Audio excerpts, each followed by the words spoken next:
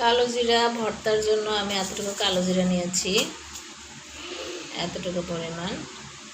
তো এখানে কালো জিরা আছে, আর শুকনো মরিচ দিব যাতে, বেশি দিব না। আর হচ্ছে রসুন, পেঁয়াজ আর কাঁচামরিচ, এটা দিয়ে আমি এখন ভাজি করে নেব কালো জিরা ভর্তা। হ্যালো এভরিওয়ান, আসসালামু আলাইকুম। কেমন আছেন আপনারা? আশা করি সবাই ভালো আছেন। তো আজকে আমি আপনাদের সাথে শেয়ার করব কালো জিরা ভর্তা রেসিপি। চলুন কালো জিরা ভর্তা রেসিপি। প্রথমে একটা কড়াই নিলাম।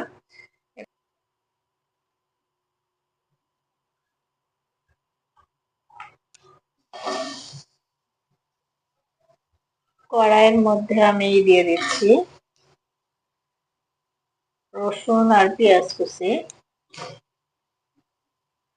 এরপরে হচ্ছে কাঁচামরিচ দিয়ে দিব।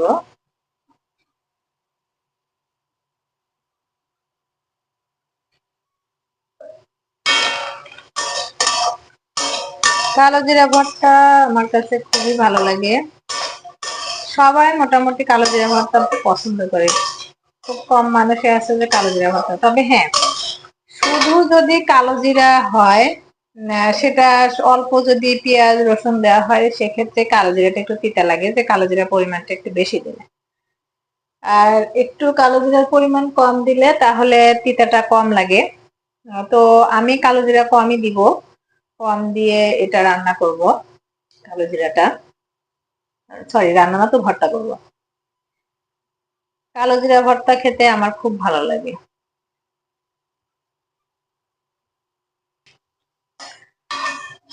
আমি প্রথমে তেল দেইনি, সরাসরি মরিচ পেঁয়াজ আর হচ্ছে রসুনটা দিয়ে দিয়েছি, যে এদের গায়ে যে পানি আছে সেটা শুকানোর জন্য।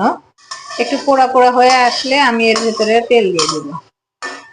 যে এখন পোড়া পোড়া হয়ে আসছে মোটামুটি, তো এখন এর ভিতরে আমি তেল দিয়ে দিব আর কি। গায়ের কালারটা একটু চেঞ্জ হয়ে আসছে, যে রসুনটা ওটাই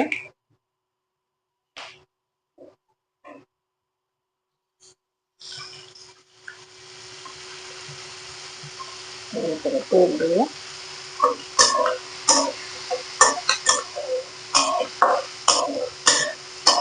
এটা একটু ব্রাউন কালারের হলে ওর ভিতরে হচ্ছে কালো জিরা দিয়ে দিব।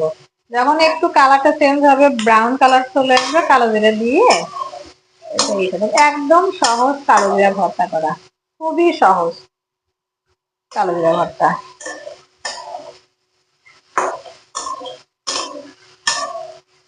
আর এটা আমি পাটায় ভর্তা করব, কালো জিরাটা ব্লেন্ডারে করব না,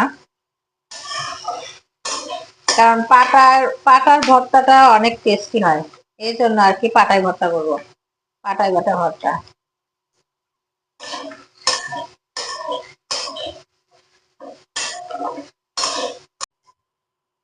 এই যে কালো জিরা, এটা আমি দিয়ে দিব।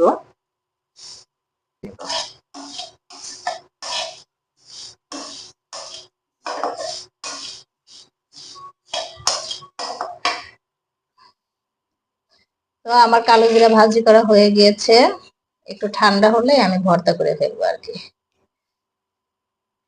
পাটাতে, পাটার উপর দিয়ে নিয়েছি, ভর্তা করে নিবে এখন।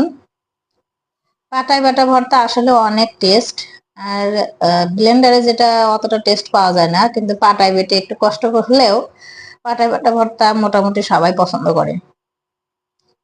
তো আমি এখন ভর্তা করব। আর যেহেতু